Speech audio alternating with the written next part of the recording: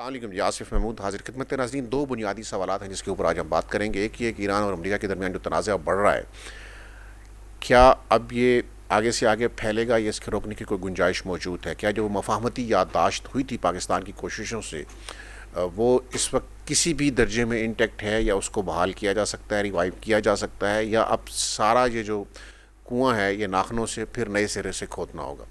दूसरा सवाल ये है कि ये तनाज़ा जिस तरह फैल रहा है इसके पाकिस्तान की मईशत पर क्या असरात मुरतब होंगे? पाकिस्तान में पेट्रोलियम मसनूआत कहाँ तक जा सकती हैं, और पेट्रोलियम मसनूआत के उतार चढ़ाव के पाकिस्तान की मार्केट पर क्या असरात हैं? यानी अगर ये जंग जारी रहती है कुछ वक्त और हरमुज़ की बंदिश रहती है तो पाकिस्तान की मईशत कहाँ खड़ी होगी?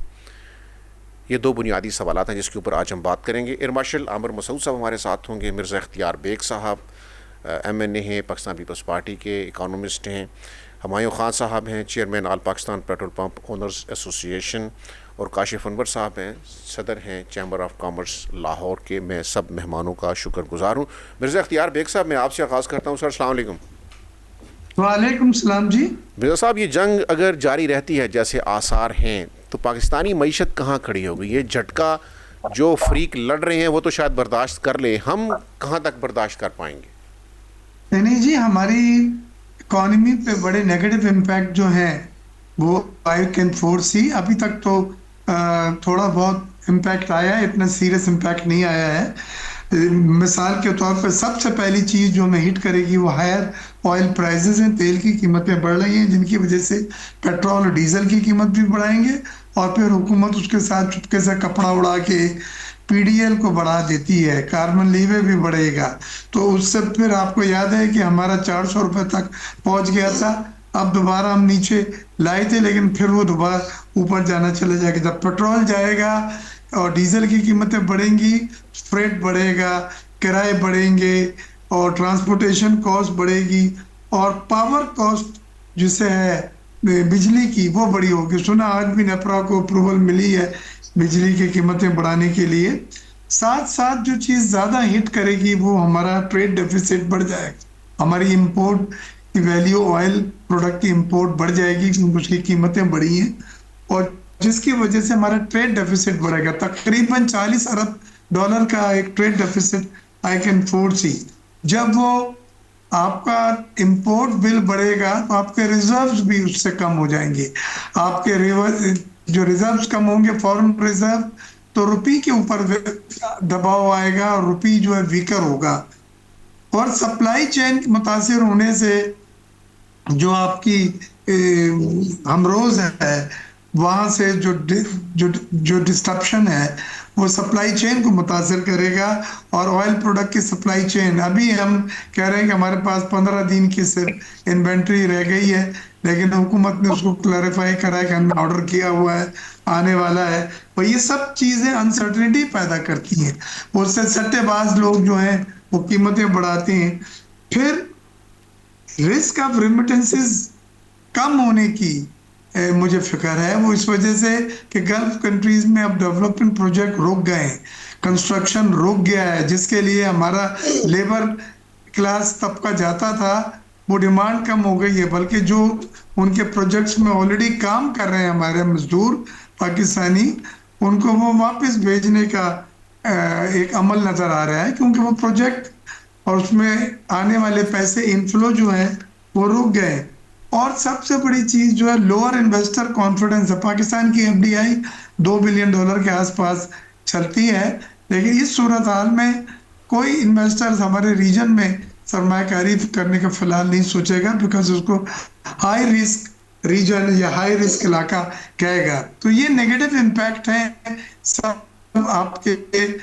लेकिन इसमें साथ साथ कुछ पॉजिटिव चीजें भी हैं जो मैंने असेंबली के फ्लोर पे भी कही थी, आपसे भी शेयर करता हूं कि वो पाकिस्तानी जो लॉ एंड ऑर्डर की वजह से या मुल्क के हालात की वजह से अपने पैसे बाहर ले गए थे, वो अब सीरियसली सोच रहे हैं कि बाहर उनका पैसा इतना सेफ नहीं है, वो पैसे हम वापस लेकर आए। वापस के लिए मैंने बजट में भी कहा था, और मैं उस कमेटी का भी मेंबर हूँ फाइनेंस एंड रेवेन्यू की, कि आप दरवाजा खोलें। अगर आप दरवाजा नहीं खोल रहे हैं तो खिड़की खोलें, वो पैसे पाकिस्तान वापस मिर्ज़ा इख्तियार बेग साहब, आप दरवाज़ा खोलें या खिड़की खोलें, या जो मर्जी कर लें, पैसा जितना भी बाहर से वापस आ जाए, क्या आपका इन्वायरमेंट इतना कंड्यूसिव है कि वो इंडस्ट्रियलाइजेशन को या सरमायादार को या ताजिर को कुछ देखिए, कुछ आपने कुछ मेरे कुछ दिल की प्रोवाइड कर रहा हो, जवाब। कुछ इंसेंटिव हो उसके लिए? क्या आपके पास वो माहौल है, इंफ्रास्ट्रक्चर है, वो जी हालात हैं? जी, मेरा मेरा आपका सवाल का डायरेक्ट जवाब यह है कि इस बजट में हमने रियल एस्टेट और कंस्ट्रक्शन में काफी रिलीफ दिलाए। हमने 7E, एक होता था कि एक प्रॉपर्टी से ज्यादा पे टैक्सेस लगते थे, वो खत्म करा दिया। बायर्स का विद होल्डिंग टैक्स जितना वो पे करता था उसका आधा कर दिया है। सेलर का विद होल्डिंग टैक्स भी आधा कर दिया है। 4 का शायद 1.5%, 1.25% पे हम ले मिर्ज़ा आए हैं। साहब, यहाँ पे एक और रहनुमाई भी कर दीजिए कबल इसके कि मैं आगे बढ़ूँ, कि रियल एस्टेट को आप जितना मर्जी लाडला बच्चा बना लें, रियल एस्टेट तो पाकिस्तान की मईशत को मुंजमद करती है, यानी उसके जो साइड इफ़ेक्ट्स हैं वो ज़्यादा हैं। एक मसनूई बूम होता है, पैसा फ्रीज होकर पड़ा रहता है, जबकि जो देखिए, जो जो मैं इंडस्ट्रियलाइजेशन आप होनी होती है वो पैसा इंडस्ट्रियलाइजेशन में कभी गया ही नहीं, क्योंकि उधर आपके पास कुछ है ही नहीं। यहाँ आसान देखिए काम यही है, इंडस्ट्रियलाइजेशन इसकी में तो हौसला आपके शिकनी बहुत। करनी चाहिए थी सर आपको। जी, इंडस्ट्रियलाइजेशन में आपको बहुत सारे नेगेटिव इश्यूज हैं वो देखने हैं। आपकी जो बिजली और गैस की कीमतें हैं वो हमारे कंपटीटर से मुकाबले में बहुत ज्यादा हैं, और हमारा मार्कअप जो अब डबल डिजिट हो गया है, जो हमारी पैदावारी लागत को बढ़ा रहा है, जो एक सनतकार की पहली सोच होती है जब भी वो कोई सरमाकारी करने का सोचता है। तो हमारी मुकाबलती शिकत कम हो गई है। ठीक है। हमारा टैक्स से ज्यादा थे उस बजट में, मैंने कम कराए हैं लड़ के, लेकिन अभी भी सुपर टैक्स जो है 50 करोड़ से ज्यादा पे है, 50 करोड़ से कम पे खत्म हो गया है। और सैलरी क्लास की और मिनिमम वेजेस आपकी बढ़ी हैं, सैलरी क्लास के ऊपर भी ठीक है। टैक्सेस कम हुए हैं। तो ये सब कुछ चीजें की गई हैं आप। ठीक। लेकिन मैं ये समझता हूं कि सनत में फौरी रिजल्ट नहीं मिलता है। रियल एस्टेट कंस्ट्रक्शन में 1 साल में आपको रिजल्ट मिल जाता है, आप दिखा सकते हैं, हलचल हो रही है, सरमायाकारी हो रही है, ठीक पैसे है। आ रहे हैं। ठीक है सीमेंट, सरिया, काशिफ इनकी कीमतें जी, मिर्ज़ा साहब जो आपका होती हैं, पॉइंट आ बढ़ा गया। बढ़ता है, डिमांड बढ़ती है। जी हाँ, जी हाँ, इस पे बात करते हैं। ये आपने बड़ी दिलचस्प बात कही है कि इंडस्ट्रियलाइजेशन में फौरी तौर पे रिजल्ट्स नहीं आते, रियल एस्टेट में फौरी रिजल्ट्स आ सकते हैं। इस पे एक सवाल है, वो बाद में आपकी तरफ आएंगे, कि जो हमारी जमहूरियत है क्या वो ये सकत रखती है कि लॉन्ग टर्म पॉलिसी बनाए, या उसका काम ही यही है कि फौरी कुछ करके दिखाओ और वोट पक्के करो? इस पे बात करेंगे सर, लेकिन अभी मैं आगे बढ़ता हूँ। एयर मार्शल आमिर मसूद साहब हमारे साथ हैं। एयर मार्शल साहब, अस्सलाम वालेकुम। जी वालेकुम अस्सलाम। एयर मार्शल साहब, ये बताइए कि ईरान अमेरिका तनाज़ा कुछ सिमटने का भी कोई इम्कान है? मफाहमती जो याददाश्त थी उसकी इम्प्लीमेंटेशन की कोई गुंजाइश मौजूद है, या अब हम ऑल आउट वार की तरफ बढ़ रहे हैं रीजन में? जी बहुत शुक्रिया आपका। बिस्मिल्लाहिर्रहमानिर्रहीम। देखें जी, अभी जो हालात चल रहे हैं उसमें कोई नियर फ्यूचर में तो नजर नहीं आ रहा कि कोई हालात में बेहतरी आएगी और कोई रेजोल्यूशन होगी इस तरह के कॉन्फ्लिक्ट की, क्योंकि दोनों जो पार्टीज हैं वो एक अपने अपने जो आप कह लें नजरिए पे बहुत सख्ती से अमल करना चाह रहे हैं। और अमेरिका क्योंकि एक ऐसी सिचुएशन में है कि जिसमें उनके इलेक्शंस आ रहे हैं और ट्रम्प नहीं चाहते कि कोई एक पोजीशन ऑफ वीकनेस से वो इन इलेक्शंस में जाएं, तो वो हर तरह से कोशिश करेंगे कि लोगों को ये नैरेटिव है और उन्होंने इस शिकस्त दी है, तो उस लिहाज से उन्होंने हमले भी बढ़ा दिए हैं। अपने पैरा उर्मस पे भी उनका कंट्रोल जो है उन्होंने सख्त कर दिया है, और उनकी पूरी कोशिश है कि किसी तरह जो है ईरानियंस जो है इस बात को एक्सेप्ट करें कि जो कंट्रोल है वो अमेरिका के पास है। जबकि ईरानियन रजीम भी ये बावर कराना चाह रही है कि उन्होंने इतनी कुर्बानियां और इतनी जो मेहनत की है और इतनी जो सफरिंग की है वो इस तरह से नहीं इसको जाने देंगे। ये मामला पहले तो नहीं था पैरा उर्मस का, ये तो बाद में निकला। पहले इनका ये थी कोशिश कि ईरान के जो न्यूक्लियर प्रोग्राम है और उनका मिसाइल प्रोग्राम है उसको तहस नहस किया जाए और उसकी रजीम को चेंज किया जाए, वो नहीं हो सका। तो ये हुर्मुज़ का एक ऐसा मामला है जो ईरान ने अपने वेपन के तौर पे इसको इस्तेमाल किया और जो बहुत इफेक्टिव रहा है। तो अब वो ये कहते हैं कि ये इसकी इफेक्टिवनेस न्यूक्लियर वेपन से बेहतर है। तो मेरा नहीं ख्याल कि वो भी इसका कंट्रोल छोड़ेंगे। जो ट्रैफिक इधर से जाएगी इरमाड उसको साहब एक खतरा जरूर इरमाड होगा। साहब एक स्टेटमेंट इस वक्त गर्दिश कर रही है, आई डोंट नो कि वो किस हद तक दुरुस्त है, लेकिन एक स्टेटमेंट ईरानी हुकूमत से एट्रीब्यूट की जा रही है कि अरब दुनिया अमेरिका से कहकर अरब दुनिया के अंदर अमेरिकी अड्डे खाली करवाए, वरना फिर हम तो जवाब देंगे। अब ये जो सूरत हाल है कि हम तो जवाब देंगे, ये जो जवाब है ये ईरान पे अमेरिका अटैक करता है, ईरान जवाब में गल्फ़ स्टेट्स में अमेरिकी अड्डों पर अटैक करता है, गल्फ़ स्टेट्स पर तो उस तरह नहीं लेकिन अमेरिकी अड्डों पे करता है। इससे ज़्यादा नुकसान किसका होगा? यानी जंग के तो फरीक हैं इसराइल, अमेरिका और ईरान, तो ये जो नुकसान ज़्यादा अरब स्टेट्स का हो रहा है, ये अरब स्टेट्स का नुकसान होगा या ये अमेरिका का नुकसान होगा जो वहाँ पे अमेरिकी अड्डों पे हमले होंगे? यानी इसके साइड इफ़ेक्ट्स किसके लिए ज़्यादा नुकसानदेह होंगे स्ट्रेटिजिकली, अरब स्टेट्स के लिए या अमेरिका के लिए? देखिए जी, इसमें तो कोई शक नहीं है कि जो नुकसान है वो अरब स्टेट्स का होगा। अमेरिका के जितने अड्डे बने हुए हैं, जितने वेपन सिस्टम्स उधर हैं, जितने जहाज उधर मौजूद हैं, जो एयर डिफेंस सिस्टम है, ये अमेरिकन ने सारा बेचा हुआ है अरब्स को, और अरब्स ने ये ट्रिलियंस ऑफ डॉलर्स का ये खरीदा है। तमाम जितनी ये स्टेट्स इधर मौजूद हैं, चाहे वो बहरीन है, चाहे कतर है, चाहे कवैत है, यूएई है, सऊदी अरेबिया है, इन ये तो मेन उनके कस्टमर्स हैं। ये अमेरिका का जो एक मिलिट्री इंडस्ट्रियल कॉम्प्लेक्स है वो चलता ही इन्हीं के बलबूते पे है। तो वो चाहेगा कि अमेरिका के इसको ज्यादा तूल भी दी जाए और दूसरा इनसिक्योरिटी जो है वो बढ़ाई जाए इन अरब स्टेट्स की, ताकि अमेरिका और उसके हथियारों पे उनकी डिपेंडेंस ज्यादा हो। तो ओवरऑल नुकसान जो हो रहा है, देखिए अमेरिका तो 7 समुंदर पार से आता है, हमला करके चला जाता है, ना उनके कोई लोगों को ज्यादा नुकसान है, ना उनके कोई मटीरियल ऐसी चीजें हैं जिनको नुकसान हो रहा है। बिल्डिंग्स का जो अड्डे पे सारा इन्वेस्टमेंट या सारा माया जो है वो उसका लगा हुआ है। लेकिन अरब्स में अब ये रियलाइजेशन जरूर डेफिनेटली एक आ रही है कि इतने पैसे खर्च करने के बावजूद, इतना कुछ हमने अमेरिका को आउटसोर्स किया, उसके नतीजे में हमें फायदा कुछ नहीं हुआ। ठीक। और से अमेरिका ने प्रोटेक्शन दी है ईरानियन के वेपन्स के अगेंस्ट, उनके मिसाइलों के अगेंस्ट। अगर दी है तो थोड़ी बहुत इसराइल को दी है, लेकिन ये जितने patriot missile air defence systems लगे हुए हैं और इतने ज्यादा जो स्टेट ऑफ द आर्ट जहां वो बेचे हैं, उसका कोई फायदा नहीं, बिकॉज नुकसान अरब्स का सबसे ज्यादा हुआ। तो और उसकी दूसरी वजह ये भी है कि Arabs were totally dependent upon the Americans. अरब ने उस तरह से तैयारी नहीं की हुई थी जिस तरह ईरान ने तैयारी की थी, बिकॉज उसे पता था कि हमला होगा और उसको बहुत नुकसान होगा, और तमाम कंट्रीज जो उसके इर्द गिर्द हैं वो हॉस्टाइल होंगी और अमेरिका और इसराइल का साथ देगी। तो ईरानियंस ने जो अपना एयर डिफेंस सिस्टम और बाकी जितने सिस्टम्स थे, ड्रोन और मिसाइल, ये बहुत डग इन डीप अंडरग्राउंड बनाए हुए थे, और उनका जो माउंटेनियस रीजन है उसके अंदर उनकी कुछ टोपोग्राफी और टेरेन भी उसको सपोर्ट करता है। अच्छा इरमाड साहब, ये बताइए कि आज सिस्टम जो है इंटैक्ट है। इरमाड साहब, आज अमरीकी नायब सदर का बयान आया कि इसराइली लाबी जंग को तूल देना चाहती है। आप ज़रा मुझे ये समझाइए स्ट्रेटेजिकली कि ये सिर्फ इसराइली लाबी है जो जंग को तूल देना चाह रही है, या खुद अमेरिका भी इस जंग को तूल देना चाह रहा है? यानी अमेरिका सिर्फ इसराइली लाबी के प्रेशर में इस जंग का हिस्सा है इस वक्त, या अमेरिका की अपनी पॉलिसी भी है इस जंग को आगे बढ़ाने की? देखिए, मैं समझता हूँ अमेरिका और इसराइल का जो ऑब्जेक्टिव है इस जंग के मामले में और ईरान के मामले में थोड़ा सा डिफरेंट है।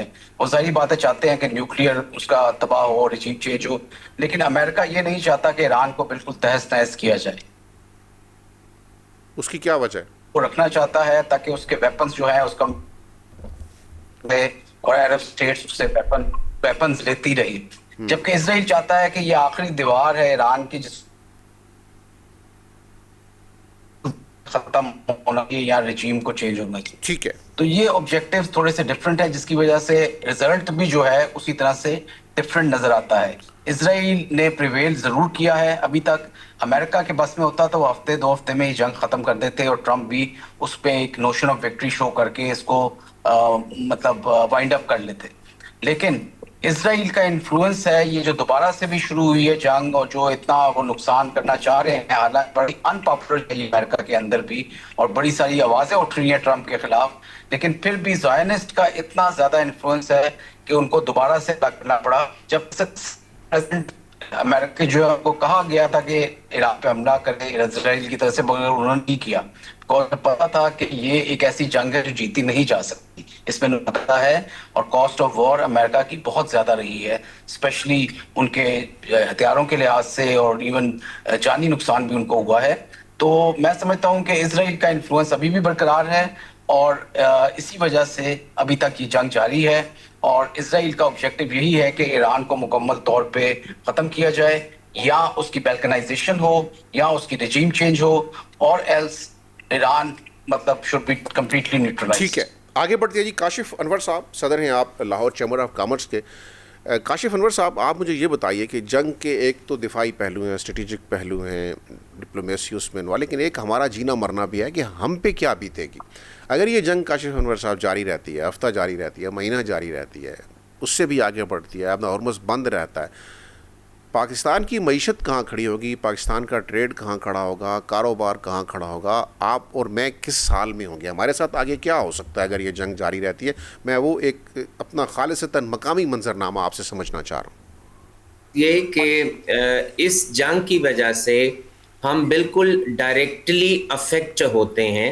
एक तो हमारे रुपये और डॉलर की पैरिटी, हमारा ट्रेड डेफिसिट, हमारा इंपोर्ट जो बढ़ रहा है और हमारी एक्सपोर्ट्स नहीं बढ़ रही हैं, और इंपोर्ट में भी हमारा 17 से 18 बिलियन डॉलर जो है वो फ्यूल का इंपोर्ट होता है। ऑल्टरनेट की तरफ हम जो एनर्जी है उसकी तरफ हम जा नहीं पा रहे हैं। इस वक्त जो हम एनर्जी प्रोड्यूस भी करते हैं वो महंगी है, और मैं यहाँ पर IPPs का जिक्र ज़रूर करना चाहूँगा कि हम उस बिजली के पैसे देते हैं तमाम पाकिस्तानी अवाम IPPs को, उस सोच के कि IPPs इतनी बिजली प्रोड्यूस कर सकती हैं, वो करती नहीं है, इसी वजह से हमारी बिजली महंगी है। दूसरी तरफ हमारी इंडस्ट्री ने चलना है उस फ्यूल से, और जब हमें वो फ्यूल नहीं मिलेगा तो अल्टीमेटली हमारी इंडस्ट्री नहीं चलेगी, हमारी ट्रांसपोर्टेशन नहीं चलेगी, हमारी बिजली नहीं बनेगी। हम टोटली डिपेंडेंट हैं इस स्ट्रेट ऑफ होर्मुज़ पे। हमारे पास कोई और जरिया भी नहीं है, क्योंकि हम जो डिपेंड करते हैं और जो इंपोर्ट करते हैं वो इसी रीजन से, LNG भी उसी रीजन से करते हैं, उसी रास्ते से करते हैं, फ्यूल भी उसी रीजन से करते हैं, उसी रास्ते से करते हैं। हम किसी और रास्ते से या किसी और सोर्स से ना फ्यूल लेते हैं ना LNG लेते हैं। वो एक अलग बात है कि महंगा पड़ता है, लंबा पड़ता है, व्हाटएवर द रीजंस आर, लेकिन हमारे पास कोई और दूसरा रास्ता नहीं है। अब अगर हम, और जब इंटरनेशनली ये लड़ाई बढ़ती है, जैसा कि हम देख रहे हैं कि $100 से ऊपर भी गया, हमारी इंपोर्ट महंगी हुई, हमारा जो ट्रेड डेफिसिट था वो बढ़ा, वो बढ़ेगा आगे। तो इसका ये बहुत ज़रूरी है हमारे लिए, पाकिस्तानी कौम के लिए। और मैं तो बगैर किसी राय के ये कहता हूँ, हम तो पहले ही वेंटिलेटर के ऊपर हैं। कोई और जर्क, इकोनॉमिक हो, इंटरनेशनल हो, फ्यूल का हो, किसी भी किस्म का हो, हमारी इंडस्ट्री उसको ना फेस कर सकती है, ना वो अफोर्ड कर सकती है। और जो हमने अपने साथ किया, देखें ये बहुत अच्छी बात है कि हमारे एक्सपेट्रिएट्स पाकिस्तानीज हमारा ध्यान रखते हैं, पैसे भेजते हैं, लेकिन वो इंडस्ट्री लगाने के लिए नहीं भेजते। वो इस वक्त अपनी फैमिलीज को अखराजात पूरे करने के लिए भेजते हैं। हमारे मुल्क के अंदर जो FDI है वो नहीं आ रही है, इसमें कोई दो राय नहीं है। अभी जो पिछला साल हमारा गुजरा है वो $0.25 बिलियन की हमारे FDI थी, उससे पहले 2 था, और उससे पहले कभी 4-5 साल पहले 4 या $4.5 बिलियन था। और जो हमारे मुल्क के अंदर जो फॉरेन इन्वेस्टर्स भी थे वो भी छोड़ के चले गए हैं, जा रहे हैं। तो बात ये है कि international policies and the domestic policies हमारी सनत को, हमारे इन्वेस्टमेंट को हर्ट कर रही है।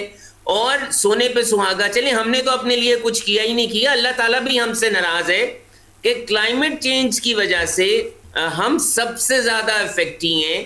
चाहे वेस्टर्न वर्ल्ड ने किया, किसी ने भी किया, पाकिस्तान में फ्लड्स, पाकिस्तान में क्लाइमेट चेंज, हम उससे सबसे ज्यादा मुतासर हुए हैं, हमने उसके लिए भी कुछ नहीं किया।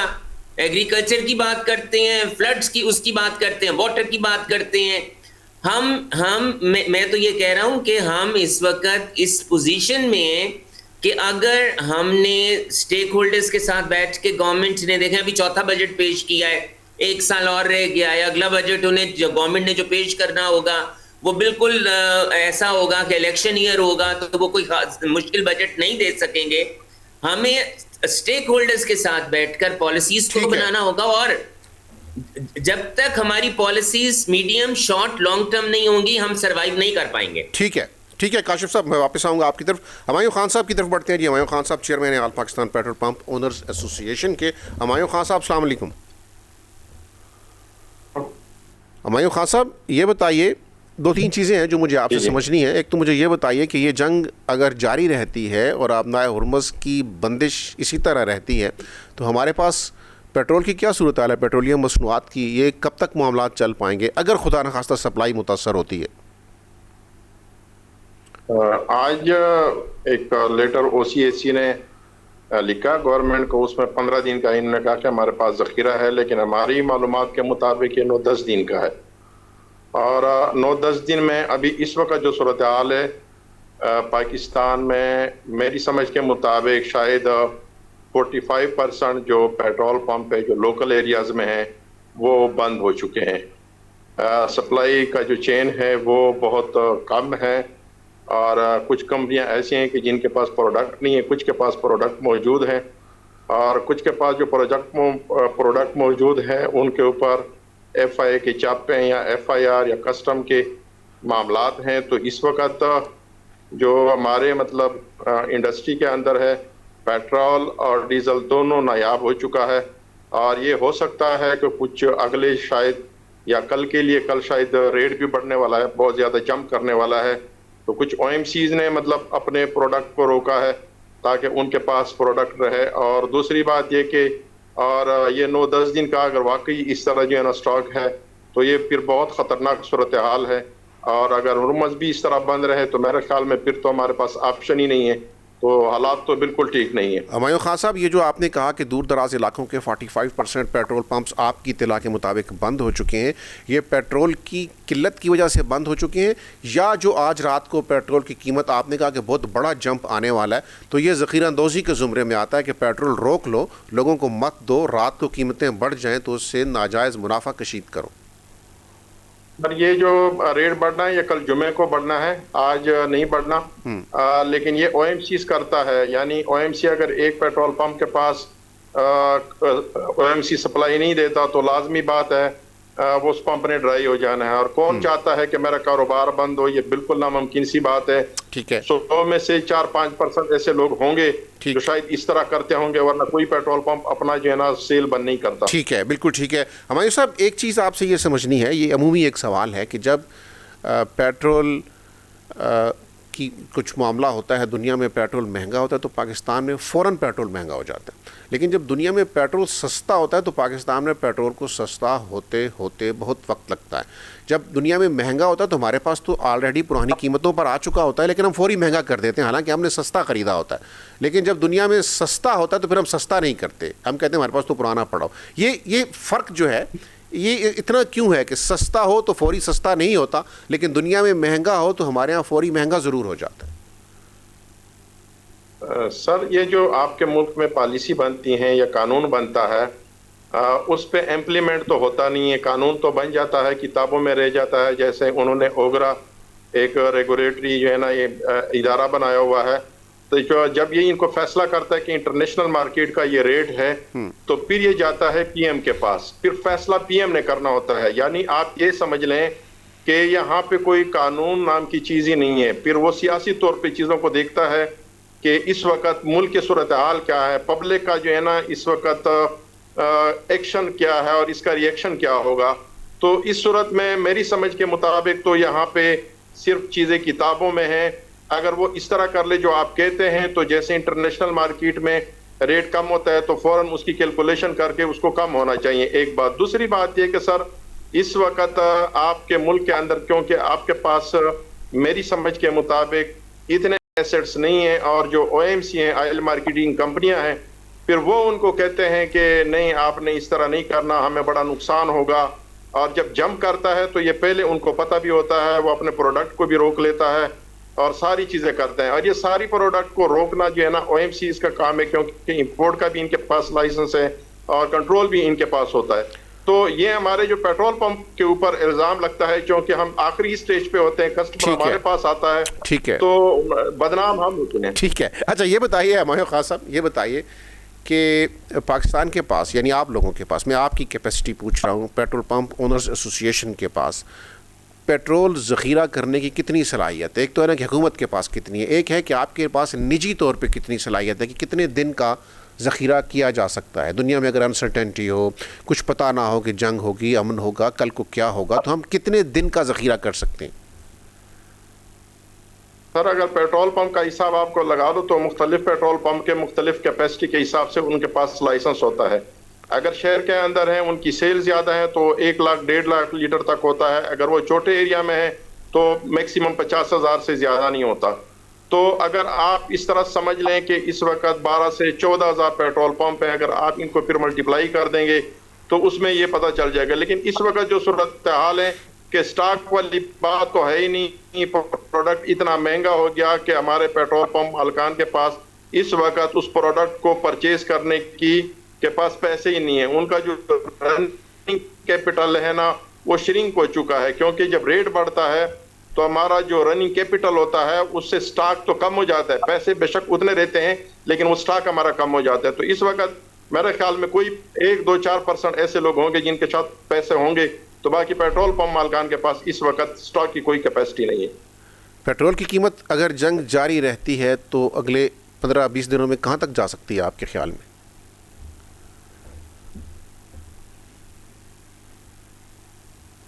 सर, ये तो अब इंटरनेशनल या जो मार्केट में रेट बढ़ता है तो मेरी समझ के मुताबिक 400-500 और अगर ये नहीं मिलता तो 1000 तक भी जा सकता है, क्योंकि जब चीज़ें ब्लैक पे जो है ना वो बिकनी शुरू हो जाती हैं तो फिर हर बंदे को ज़रूरत होती है। फिर ये तो वो गवर्नमेंट का रेट ही नहीं होगा, फिर ब्लैक की चीज़ें होंगी। हमारे साहब, हमारे पास ही मतलब ब्लैक मार्केटिंग वाले लोग आ जाएंगे। हमारे साहब, एक आखिरी सवाल, फिर मैं आगे बढ़ूंगा, यकीनन आपकी तरफ वापस भी आऊँगा। इस वक्त पाकिस्तान के पास पेट्रोलियम मसरूआत में अपना कंट्रीब्यूशन कितना है, यानी कितना हम बाहर से लेते हैं और कितने % हमारा अपना है? कुछ फिगर्स हैं आपके पास?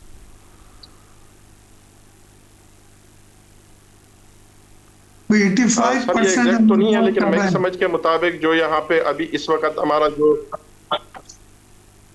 सर कितना है 85% हम अपना पेट्रोलियम मसनूआत जो है वो इंपोर्ट करते हैं। 15% हमारे अपने जो ज़खायर में, गैस की बात नहीं कर रहे, मैं ऑयल की रिजर्व की बात कर रहा हूँ। जी हमारे साहब, आपके फिगर्स क्या कहते हैं? मैं भी 14-15% कह रहा था, लेकिन इसमें भी सर अब जो सूरत हाल है, आवाज आ रही है सर? जी मैं सुन रहा हूँ आपको, आवाज आ रही है सर? जी हुमायूं खान साहब, मैं आपको सुन रहा हूँ, प्लीज सर। ये 14-15% होगा, लेकिन जी अच्छा सर, वो 14-15% होगा।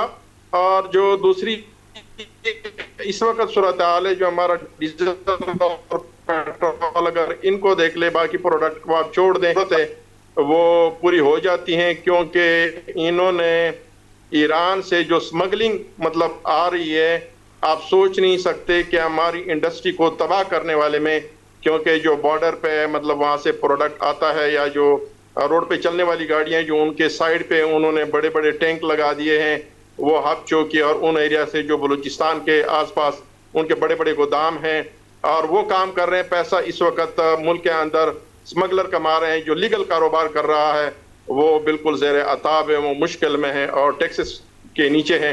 इस वक्त मेरे ख्याल में हमारी जो इंडस्ट्री है तबाही के दहाने पे खड़ी है। मिर्ज़ा इख्तियार बेग साहब, आपने सुन लिया, आपका शोबा है, ज़रा आप रहनुमाई करें। वो कह रहे हैं कि जो हम जायज़ तरीके से कारोबार करते हैं हम तो उजड़ गए, हमारे तो पल्ले कख नहीं रहा, और जो स्मगलर्स हैं उनके मज़े हैं। वो ईरान से पेट्रोल आता है, वो हमारी इंडस्ट्री हमें डैमेज कर रही है, लेकिन वो आता है। हम समझ रहे थे कि ईरान से कुछ अगर पेट्रोल आता है तो उसको एक कौमी उसमें कंट्रीब्यूट होता होगा, शायद कुछ ओवरऑल मिला के कुछ प्राइस कम होती होगी, लेकिन ये तो मैं ज़रा सा, आपने बड़ा अच्छा सवाल किया है। देखिए, इंटरनेशनल ऑयल प्राइसेस के अलावा हमारी हुकूमत जो है वो तकरीबन, अगर हमारा 300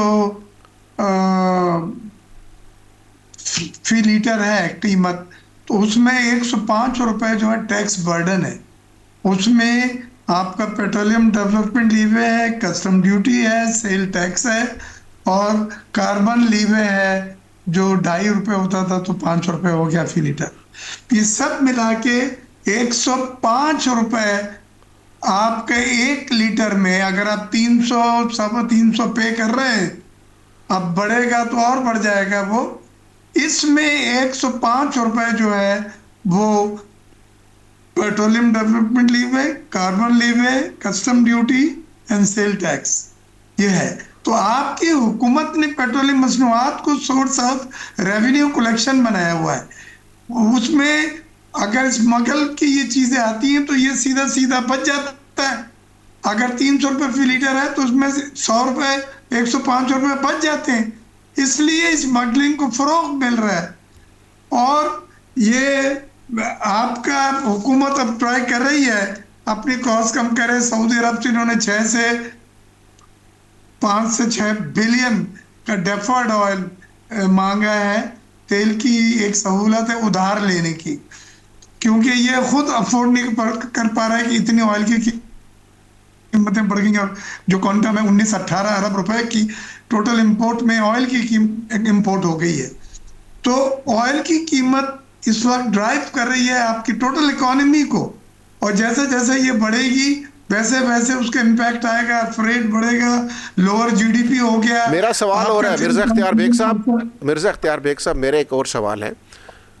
चूँकि वो कहते हैं ना कि तालिब इल्म के लिए हर तरह का सवाल जायज़ होता है। मेरा सवाल ये है कि आपकी जो टोटल कंजम्पशन है मुल्क की, हमें इतना पेट्रोल चाहिए, उसमें कुछ कंट्रीब्यूशन तो ईरान से आने वाले पेट्रोल का भी होगा ना, भले वो स्मगल होकर आ रहा है जैसे भी आ रहा है। तो कीमतों में तो कुछ इस्तेकाम और कुछ काम नीचे नहीं होना चाहिए। यानी कुछ पेट्रोल आप बहुत महंगा ले रहे हैं, कुछ पेट्रोल आप अपना मकामी ले रहे हैं, कुछ पेट्रोल आप ईरान के ज़रिए स्मगल होकर सस्ता पेट्रोल भी आ रहा है। तो ये जब सारा मिल जाएगा तो ये कीमत वो तो नहीं रहनी चाहिए जो आप बाहर से ले रहे हैं। देखिए, ईरान से जो स्मगल हो रहा है ये वो पेट्रोल है जो आप डिक्लेयर नहीं कर रहे, ऑफिशियली इंपोर्ट में वो नहीं है। हम आज आपसे बात कर रहे हैं, ये जो 18 बिलियन की इंपोर्ट है ऑयल की, पेट्रोलियम मसनूआत की, ये वो है जो ऑफिशियल है, जो डॉक्यूमेंटेड है। अच्छा ठीक है, क्लियर हो गया। मिर्ज़ा साहब यहाँ पे एक और सवाल है, ये बात क्लियर होगी। ईरान पे जो पाबंदियां हैं, उन पाबंदियों के दौरान इंडिया तो ईरान से चीजें लेता रहा, जी हाँ, हम क्यों नहीं ले सकते? हमारी जमीनी सरहद मिलती है सर, हम तो बहुत सस्ता पेट्रोल ले सकते हैं। हमारी बदनसीबी भी, हमने ईरान से बार्टर एग्रीमेंट नहीं किया था। बार्टर एग्रीमेंट अलाउ करता है चीजों के लेन और देन, ट्रेड की बुनियाद पे ट्रेड करना। आप कुछ चीजें दें, चावल उनको दें, वहां से ऑयल ले ले, ये सब मुमकिन है, ये अलाउ था सैंक्शन में भी। सेक्शन में भी अलाउ था। एक मिनट मिर्जा साहब, let me repeat my question for clarity. Mirza साहब, वजाहत के लिए let me repeat my question. आप ये कह रहे हैं कि अमेरिका ने ईरान के ऊपर जो पाबंदियां लगाई हुई थी, उन पाबंदियों में पाकिस्तान को ये अलाउ था कि वो ईरान से बार्टर ट्रेड कर ले, कोई जिनस दे दे और पेट्रोल ले ले, गंदम दे दे, चीनी दे दे, कोई चीज दे दे, ये अलाउ था जी। तो फिर भी हमने नहीं किया, हमारा बार्टर एग्रीमेंट नहीं था सर। वो तो किसी वक्त भी किया जा सकता है। आपके ईरान से बहुत अच्छे ताल्लुकात हैं, वो तो आप किसी वक्त भी कर सकते हैं। आपके 2 बंदे जाएं और ईरान में बार्टर एग्रीमेंट हो जाएगा। 3 बैंकों के नाम भी अप्रूव हो गए, पाकिस्तानी बड़े बैंक हैं और ईरानी बैंक को भी है, लेकिन अभी तक सैंक्शंस की वजह से वो बैंक को भी स्टेट बैंक ने क्लियरेंस नहीं दी है। और उनका ये कहना है कि बैंकिंग चैनल से आप ट्रेड करेंगे। बैंकिंग चैनल से ट्रेड के माने ये है कि उनके बैंकिंग नेटवर्क हो, जो हमारा नहीं है ईरान के साथ। लेकिन बार्टर एग्रीमेंट ने सबसे ज्यादा नुकसान पहुंचाया है और इंडिया को सबसे ज्यादा फायदा बार्टर एग्रीमेंट ने दिया है, जो उसने चावल एक्सपोर्ट करा। मिर्जा इख्तियार बेग साहब, अगर इंडिया ने बार्टर ट्रेड से फ़ायदा उठाया है और हमने पड़ोस में होते हुए भी नहीं उठाया, तो इसका मतलब है कि या तो हुकूमतें खुद या हुकूमतें उन लाबियों के ज़ेरे असर हैं जो पेट्रोल में सिर्फ माल पानी खाना चाहते हैं और आवाम को रिलीफ नहीं देना चाहते। वरना अगर इंडिया बार्टर कर सकता है दूर होते हुए, तो हम तो पड़ोस में, हम क्यों नहीं कर सकते? पेट्रोलियम मसनूआत की smuggling clear case of corruption है। उसमें कस्टम के एरिया में भी धब्बा पड़ता है उसमें, और दूसरी ये तमाम करप्शन के जुमरे में आता है। इसमें मुझे कोई डाउट ही नहीं है। जिस तरह से एक मुनज़्ज़म तरीके से बलूचिस्तान के पता नहीं कितने फीसद पेट्रोल पंप हैं जो लोकल परचेज करते नहीं है, वो एमसाई वाले से जो ऑयल मार्केटिंग कंपनियां हैं, वो उनका एक मुनज़्ज़म नेटवर्क बना हुआ है ईरान की स्मगल्ड पेट्रोलियम मसनूआत का। यानी ईरान का स्मगल शुदा पेट्रोल बलूचिस्तान के अंदर पेट्रोल पंपों पर बाकायदा फरोख्त हो रहा है और हुकूमत जो है वो सोई पड़ी है। जी हाँ, इस पे हमने एफबीआर में उठाया था। हमने इसको क्वांटम को भी क्वांटिफाई नहीं कर सके और उन्होंने अपनी मजबूरी दी कि बॉर्डर जो है वो इतना लंबा है बलूचिस्तान का और ये ईरान का कि इसमें फिजिकली उनको कंट्रोल करना तकरीबन नामुमकिन है। तो फिर उसको चैनलाइज कर लें अगर कंट्रोल करना नामुमकिन है तो। चैनलाइज के क्या मतलब है? ड्यूटी के साथ तो ट्रेड कर ही नहीं सकते, ये तो अनऑफिशियली बार्टर कर ले सर। बार्टर तो आप कह रहे हैं ना कि सैंक्शंस में भी अलाउ है। तो आप इन्होंने उस चैनल को इस्तेमाल करना शुरू कर रहे हैं जो इंडिया ने भरपूर से फायदा उठाया है। बासमती राइस हमारा 0 हो गया था और हमारा हिस्सा भी पूरा का पूरा इंडिया ने एक्सपोर्ट किया ईरान को बासमती राइस बार्टर की वजह से। मैं तो खुल के बात कर रहा हूं आपसे।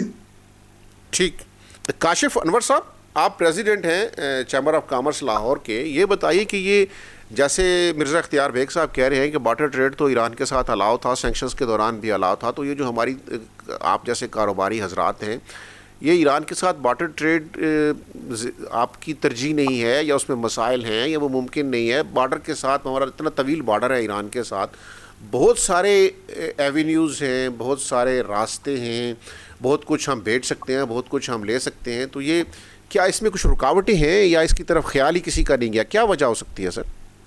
देखें, जहाँ तक मैं समझता हूँ ऐसी बात नहीं है। हमारा जो इस वक्त सबसे बड़ा मसला है, हमारी एक्सपोर्ट्स नहीं बढ़ पा रही हैं और पिछले कई सालों से हमारी एक्सपोर्ट्स $30 बिलियन के पास हैं और हमारी इंपोर्ट्स इस दफ़ा 70 बिलियन के पास है, जो कि $40 बिलियन के करीब का डेफिसिट आ रहा है। आपने एक्सपोर्ट करना क्या है, मुझे पहले ये तो बताइए। आप गंदम कभी एक्सपोर्ट कर देते हैं, कभी आप इंपोर्ट कर लेते हैं। आप कभी आटा एक्सपोर्ट कर देते हैं, कभी इंपोर्ट कर लेते हैं। You don't have any policy.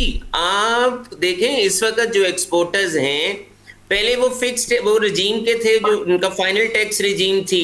अभी आपने एक्सपोर्टर्स के ऊपर 1% मिनिमम टैक्स लगा दिया और 1% एडिशनल लगा दिया। अब बात यह है कि हमने जब चीज़ एक्सपोर्ट करनी है तो आपकी जब तक इनपुट कॉस्ट कम नहीं होगी तब तक आप इंटरनेशनल मार्केट के साथ कंपीट नहीं कर पाते हैं। आप जो हमारा इस वक्त जो सबसे बड़ा मसला है, जब हमारा रूपी डिवैल्यू हुआ, जहां पहले $1 के एवज आपको $125 रुपए मिलते थे $1 के एवज, आज वहां पर आपको $1 के एवज 280 रुपए है। तो आपकी जो कॉस्ट है वो तो देखें कितनी ज्यादा बढ़ गई है। दूसरी तरफ हमारे जो टैक्स के टारगेट्स हैं, जो हम अभी डिस्कस भी कर रहे थे, इस वक्त हमने इंडस्ट्री के ऊपर जो भी हमारा कमाऊ पूत है, चूंकि गवर्नमेंट को और एफबीआर को पैसे चाहिए, उन्होंने बाय होक और बाय क्रुक किसी भी तरीके से पैसा इकट्ठा करना है आईएमएफ को ये बताने के लिए कि भाई हमने इतने बिलियन रुपए इकट्ठे कर लिए हैं, व्हाटएवर देयर इम्पैक्ट्स आर। हमारी एक्सपोर्ट उस वजह से अफेक्ट हुई है। हमने कोई वैल्यू एडिशन की तरफ हम नहीं गए हैं। हम अगर ये कहते हैं कि हम ज़राई मुल्क हैं, तो हमने तो जहां पर हमारी ज़राअत चलती थी, कॉटन की हमें 15 मिलियन बेल अपनी लोकल इंडस्ट्री के लिए चाहिए, हम तो कॉटन इंपोर्ट कर रहे हैं। हम तो कॉटन इंपोर्टिंग कंट्री में आ गए हैं भाई। हम आलू, टमाटर, दालें तक तो हम इंपोर्ट करते हैं। $18 बिलियन का फ्यूल इंपोर्ट करते हैं। हमने एक्सपोर्ट भी जो किया है, सिर्फ टेक्सटाइल हमें लेके चल रहा है। 50% of the exports are our textiles, और उसमें भी शुक्र है अल्लाह का कि हमारी वो 50% है। तो देखें, बात ये है, बिल्कुल ध्यान गया है, गवर्नमेंट का भी गया है, लेकिन जैसा कि अभी बेग साहब ने कहा कि स्टेट बैंक ऑफ पाकिस्तान ने नहीं माना, तो I am responsible, you are responsible, या हमारी ये 24 करोड़ अवाम रिस्पॉन्सिबल है इस बार्टर ट्रेड के लिए, जो पिछले कई सालों से हमारा ईरान के साथ बार्टर ट्रेड एग्रीमेंट नहीं हुआ। या वो लोग रिस्पॉन्सिबल हैं जो असेंबलियों में बैठे हैं, अवाम रिस्पॉन्सिबल नहीं है। हम तो चाहते हैं कि आप हमें सस्ती बिजली दें, सस्ती गैस दें, सस्ता इनपुट दें। देखिए हमारी तो पॉलिसी जो सोलर की भी है, जो हमारा मेन इंग्रेडिएंट है एनर्जी, उस पे गवर्नमेंट की पिछले 3 से 4 सालों में उसकी पॉलिसी कई दफा बदली है। सोलर को तो दहशतगर्दी कहा जा रहा है, आपको पता है ना सोलर के बारे में जो मिनिस्टर साहब ने स्टेटमेंट दी। देखें बात नहीं, अगर सोलर दहशतगर्दी है तो फिर जो आईपीपी है वो तो फिर सबसे बड़ी दहशतगर्दी है कि हम सिर्फ उस सोच के पैसे देते हैं कि आईपीपीज इतने बिजली बना सकती है और आईपीपी हमको वो बिजली नहीं देती, तो फिर ये तो सबसे बड़ी दहशतगर्दी है इस मुल्क के साथ, ठीक है, जो आईपीपीज हमारे साथ कर रहे हैं। मिर्ज़ा इख्तियार बेग साहब, हम एक ज़राई मुल्क हैं, लेकिन हमारा हालत ये है कि हम कॉटन भी बाहर से अब मंगवा रहे हैं, हम गंदम बाहर से ले रहे होते हैं, चावल बाहर से ले रहे होते हैं, चीनी बाहर से आ रही होती है, अरबों डॉलर लगा रहे हैं, 2-3 अरब डॉलर हम फूड बास्केट के ऊपर लगा देते हैं। सर मेरा सवाल सुन लीजिए, मेरा सवाल ये है कि कभी कभी यूँ लगता है कि जो लोग पार्लियामान में फ़ैसला साज हैं उनमें ना सलाहियत है ना काबिलियत है, वो अज़कारे रफ्ता हैं, वो ज़माने से पीछे रह गए हैं, उनमें ना कोई विजन है जदीद मसाइल को समझने की, ना कोई सलाहियत है उन्हें हल करने की। वो सिर्फ इस काबिल हैं कि मेरे कायद ने ये कह दिया, तेरे कायद ने ये कह दिया, और उसमें हम भी शामिल हैं, मीडिया वाले भी। सतही गुफ्तगू पार्लियामान के अंदर, सतही गुफ्तगू टॉक शोज़ में, सतही गुफ्तगू हमारे मसाइल क्या हैं, हमारी मईशत कहाँ खड़ी है, इसके ऊपर ना कोई बात करता है ना कैपेबिलिटी है। जो मैं आपसे किसी हद तक इख्तलाफ करता हूँ, अभी कल और परसों ईरानी डेलीगेशन आया हुआ था, हाई पावर्ड कॉमर्स सेक्रेटरी और कॉमर्स मिनिस्टर से मुलाकातें करके गए हैं, पीटीए प्रेफरेंशियल ट्रेड एग्रीमेंट के लिए बातचीत हुई। कॉमर्स कमेटी का मैं मेंबर हूँ, स्टैंडिंग कमेटी, उसमें हमने जो रिक्वायरमेंट्स थी उसके लिए वो सब रिजॉल्व करके बिलिंग के लिए वो करके दिया। पाकिस्तान और ईरान का बार्टर ट्रेड एग्रीमेंट तो है, अगर आप गूगल करेंगे तो वो आएगा, लेकिन बहुत ही लिमिटेड आइटम और लिमिटेड रिलीफ के लिए है। हमें कंप्रिहेंसिव पीटीए चाहिए, प्रेफरेंशियल ट्रेड एग्रीमेंट, जिस पे हम टैरिफ जैसे दूसरे मुल्कों ने को ईरान ने दिया है, हमें भी टैरिफ रिलीफ दें बगैर ये कम टैरिफ, तो हमारा ईरान में ट्रेड बढ़ेगा और उसमें बार्टर ट्रेड एग्रीमेंट को कंप्रिहेंसिव बनाए, more items to be added और उन पे उन्हें ड्यूटी रिलीफ दे। ये सब चीज़ें टेक्निकल है, मैं यहाँ बात करके इसको कंफ्यूज नहीं करना चाहता, पर इतना कहूँगा कि ईरान और अमेरिका दोनों के साथ नए ट्रेड एवेन्यूज का अपॉर्चुनिटी मिली है। हमारा जो सेक्रेटरी कॉमर्स है last week reciprocal tariff discuss करके आए हैं अमेरिका के साथ, और अभी 2 दिन पहले ईरान का हाई पावर्ड वफ्द पाकिस्तान आया था हमारे साथ, उन्होंने डिस्कस किया और हमने स्टैंडिंग कमेटी में वो बिल पास करने में जो चीज़ें करनी थी वो करके दी हैं। तो चीज़ें अब हो रही हैं, एक एक आइटम वाइज डिटेल हुई है। राइस यकीनन आप देखेंगे, टेक्सटाइल आप देखेंगे, ये सब ईरान के आइटम हैं जो हम इंशाल्लाह एक्सपोर्ट करेंगे। अच्छा, मिर्ज़ा इख्तियार बेग साहब, एक और सवाल। हमने माजी में देखा कि वो फॉरेन पॉलिसी हो, वो दिफा हो, जहाँ जहाँ पाकिस्तान मुश्किल में फंसाना, पाकिस्तान ने अपना रास्ता निकाल लिया। यानी एक लंबी बहस होगी अगर वो गिनी जाएँ वो चीज़ें। अब कुछ अरसे से पाकिस्तान को ये महसूस हो रहा है, वरना कुछ साल पहले तो ये कहीं नैरेटिव में भी नहीं था कि कर्जा कितना है, वापस कैसे करना है। अब ये चीज़ सामने आ गई है, हम यहाँ तक फंस चुके हैं इस दलदल में। अब हो सकता है कि जैसे हम माजी में जहाँ जहाँ फंसे हमने रास्ता निकाल लिया, तो हम इस मईशत की इस दलदल से निकलने का भी, चूँकि मुसीबत अब वहाँ पड़ चुकी है कि और कोई हल नहीं है, तो शायद हम कोई रास्ता निकाल लें। Are you hopeful sir? I am very hopeful. देखिए अभी ये जो बजट है, ये हमारे दोस्त काशिफ साहब बतलाएंगे, 12 committee, standing committee on finance revenue की मीटिंग हुई है रात के 11 बजे, मैं उसका हिस्सा था। और बजट में हमने बिजनेस कमेटी के लिए पूरी कोशिश की वो चीज़ें दिलाएं, सुपर टैक्स ख़त्म कराया है, सैलरी क्लास के टैक्सेस भी कम कराए हैं, और दूसरी चीज़ें जैसे मैंने पहले बतलाया, कंस्ट्रक्शन, रियल एस्टेट। तो ये ना कहें कि तमाम पार्लियामेंटेरियन जो हैं वो वहाँ जाके सिर्फ हाजिरी लगाते हैं। ठीक है, इसमें बहुत ठीक है, इनपुट है ठीक है। जो दिया जा रहा है और चीजें बेहतरी की तरफ इंशाल्लाह। मैंने आपको दोनों मुल्कों का जो कॉमर्स डेलीगेशन से मुलाकातें हुई है जिक्र कर दिया। अमेरिका की भी रेसिप्रोकल टैरिफ जो उसने हमें दिया था उसमें बेहतरी और गुंजाइश अच्छा इंशाल्लाह मिर्जा साहब, जल्दी ये बताइए कि मिलेंगे। पाकिस्तान अब अनफॉर्चुनेटली हम एक ऐसे खित्ते में, एक तरफ इंडिया है, इंडिया से हमारी कोई ट्रेड नहीं है, होनी भी नहीं चाहिए। अफ़गानिस्तान है, अफ़गानिस्तान के साथ भी मसाइल का हम शिकार हैं क्योंकि अफ़गानिस्तान इंडियन प्रॉक्सी का किरदार अदा कर रहा है। ईरान के साथ अमेरिका की जंग है तो ईरान के साथ भी ट्रेड, तो हम यानी खित्ते में चीन है लेकिन उसके साथ भी हमारा सीपैक अभी तक देखिए, किताबों में मैं है। तो जब आपका तक आप बहुत रीजन अच्छा में ट्रेड सवाल है। नहीं करेंगे मईशत कैसी खड़े होगी? जी, आपका बहुत अच्छा सवाल है। ये दुनिया में सक्सेसफुल मॉडल जो ट्रेड का है वो है रीजनल ट्रेड। कामयाब मॉडल जो ट्रेड का है वो रीजनल ट्रेड है। आप ये काशिफ अनवर साहब भी आपको बताएंगे। हम नाफ्टा को ले लें, नॉर्थ अमेरिकन ब्लॉक, ये तकरीबन 80%, 78% ट्रेड उनकी आपस में है। फिर आप यूरोपियन यूनियन में आए, 52% ट्रेड उनकी आपस में है। फिर आसियन में आए, 26% ट्रेड उनकी आपस में है। हमारे बदकिस्मती से ब्लॉक सार्क का जो है ये 5% ट्रेड मुश्किल हमारी आपस में है। वो मसला यही है जो आपने गिनवा दिया कि अफगानिस्तान के साथ, इंडिया के साथ, हमारे जो पड़ोसी हम ईरान के साथ तो ट्रेड सैंक्शंस थी इसलिए नहीं कर सकते थे। इंडिया के साथ ट्रेड बैंड है, अफगानिस्तान के साथ हॉस्टाइल हालात हैं इसलिए नहीं कर। तो जब आपका रीजनल ट्रेड ही तकरीबन खत्म हो जाए तो आप ट्रेड कैसे बढ़ाएंगे?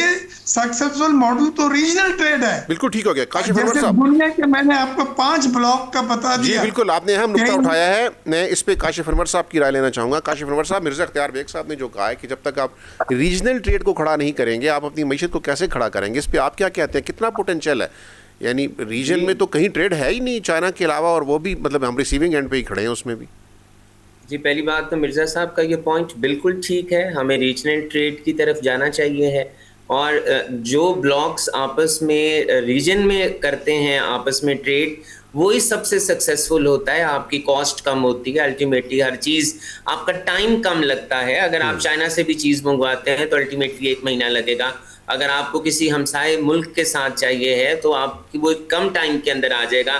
तो ये बहुत ज़रूरी है, या हमारी इस वक्त ये बदकिस्मती है कि हमारे हमसाया ममालिक के साथ नहीं बनती सवाए चाइना के साथ। और जैसा कि भी आप बात करते करते वो रह गए कि सीपैक का भी हाल हमारे सामने है कि जो फर्स्ट फेज़ में से गुजरा, आप सेकंड फेज़ के अंदर आए हैं। और गवादर में भी जो चाइना इस वक्त जितनी इन्वेस्टमेंट कर रहा है, बात यह है कि अब चाइना भी पाकिस्तान के अंदर रिलक्टेंट है उस तरह से इन्वेस्टमेंट करने से जिस तरह वो पहले कर रहा था।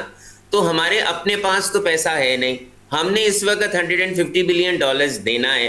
कर्ज का बोझ हमारे ऊपर बहुत ज़्यादा है, इंडस्ट्री हमारी चल नहीं रही, इंडस्ट्री जो है लोग छोड़ के जा रहे हैं। तो यहाँ पर हालात हमारे ना मुल्क के अंदर और ना दूसरे ममालिक के साथ अच्छे हैं। आप अपने इंटर एंड इंट्रा प्रोविंशियल भी हालात देख लीजिए कि क्या है। बिल्कुल ठीक है। हालत जंग में हम हैं। काशिफ तो साहब, हम एक बड़ा अहम सवाल है, वक्त कम है, वक्त खत्म हो रहा है। एक बड़ा अहम सवाल है कि आपने कहा कि इंडस्ट्रियलिस्ट यहाँ से निकल, इंडस्ट्री जा रही है पाकिस्तान से, जो इंडस्ट्री बाकी है उस पे आप टैक्सेस लगा के चंद पैसे निकाल लें तो वो सौदा फ़ायदे का है, या आप अपनी इंडस्ट्री को टैक्स में बेपनाह रिलीफ दे दें और उससे जो पूरी मुल्की मईशत का पहिया घूमेगा उससे अल्टीमेटली रियासत को ज़्यादा फ़ायदा होगा। यानी चीज़ें सस्ती बनेंगी, बिकेंगी, रेवेन्यू आएगा, लोगों को जॉब्स मिलेंगी, फिर उससे भी टैक्स आएगा। एक यह है कि जो इस वक्त की टैक्सेस की सूरत आ रही है, जैसे सुपर टैक्स इख्तियार बेग साहब ने कहा, एक ये है कि आप रिलीफ दे दें इंडस्ट्री को ताकि इंडस्ट्री फ्लोरिश करे। और ज़्यादा फ़ायदा किस में है, टाइट टैक्सेशन में या रिलीफ में? मैं सिर्फ इस पे स्टेटमेंट ये दूंगा कि एक इंडस्ट्रियलिस्ट, अगर आपको पता भी है कि वो टैक्स चोरी करता है, मैं चोरी का लफ्ज इस्तेमाल कर रहा हूं, तो let him establish 10 more industries in this country. उससे कहें तुम इस मुल्क के अंदर इंडस्ट्री लगाओ ताकि रोजगार का पहिया चले, तुम्हारे एक इंडस्ट्री के साथ रेलेवेंट इंडस्ट्रीज चलें, यहाँ पर इकोनॉमी चले। यहाँ पर जो बच्चे, हर दूसरा बच्चा पाकिस्तान छोड़ के बाहर जाना चाहता है कि यहाँ पर रोजगार नहीं है, उसको रोजगार मिलेगा उसको, और बाकी तमाम हमारा जो लॉ एंड ऑर्डर की पोजीशन है, जब एक शख्स अपने रोजगार पे जाता है तो वो इस तरफ नहीं सोचता कि मैं जब घर पे बैठा हूं, मेरे पास नौकरी नहीं है, तो मैं बीवी बच्चों का पेट कैसे भरूंगा, मैं दवाई कैसे दूंगा, मैं बिजली का बिल कैसे अदा करूंगा। So it is very important कि यहाँ पर जो इंडस्ट्री है उसे चलने दें, मराद दें, पेनलाइज ना करें, उनको फैसिलिटेट करें। कोई गलती करता है तो ये अगर हम उन्हें पेनलाइज करेंगे तो एग्जिस्टिंग इंडस्ट्री भी है वो भी नहीं बचेगी। बहुत शुक्रिया आसिफ महमूद साहब जी सर। मुझे एक जुमला कहने दें, हमें अपना माइंडसेट बदलना है। हम टैक्स कलेक्टिव पॉलिसीज बनाते हैं, हमें टैक्स जनरेटिव पॉलिसीज बनानी चाहिए। ये माइंडसेट ये आपने बड़ा अच्छा समाप्त किया। असल मसला ही यहीं पे है। इंडस्ट्री को खौफ में ना लाएं। सरमाया जहाँ खौफ है वहाँ सरमाया नहीं रुक सकता, सरमाया भाग जाएगा जहाँ खौफ होगा। फ्लोरिश करने दें, अल्टीमेटली वो इसी मुल्क में ही लगेगा, इंडस्ट्री फ्लोरिश करेगी, बजाय इसके कि आप उसके ऊपर ये बड़ा अहम नुक्ता उठाया आप दोनों में मानो ने। मैं आपका शुक्रगुजार हूँ। इरमाद साहब आपका, मिर्ज़ा इख्तियार बेग साहब, हुमायूं खान, काशिफ अनवर साहब, मैं आप सबका मशकूर हूँ। आप प्रोग्राम में हमारे साथ शरीक गुफ्तगू रहे। नाज़रीन, लगता यही है कि कुछ नहीं, खासा मुश्किल वक्त है आगे। अल्लाह खैर करे, अल्लाह पाकिस्तान को सलामत रखे और पाकिस्तान की मईशत को भी अपने कदमों पे खड़ा करे। इजाज़त चाहता हूँ आपसे। अल्लाह हाफ़िज़।